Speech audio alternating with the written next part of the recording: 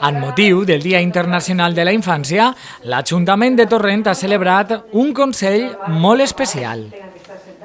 L'acte ha sigut protagonitzat per els escolars que formen part del Consell del Xiquet, que han llegit les seues propostes per a millorar la ciutat i les han sotmès a votació. L'alcaldessa de Torrent, Amparo Folgado, la regidora d'Educació, Mari Carmen Benavent, i el delegat de Joventut i Infància, Javier Noguera, han escoltat atentament totes les iniciatives dels 30 xiquets representants dels estudiants. Un total de 9 col·legis de la ciutat han participat enguany en el disseny d'un nou parc de jocs per a la ciutat, creat exclusivament per als xiquets i xiquetes de cada centre escolar.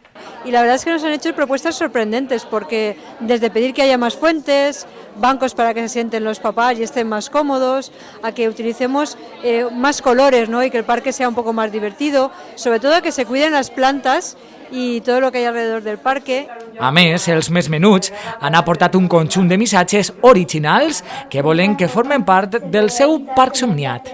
Esta frase de Consell de Chiquets y Chiquetes ha sido con educación tú eres el mejor. Mira qué guapa soy, pero no me arranques de donde estoy. Bienvenido al mundo del juego.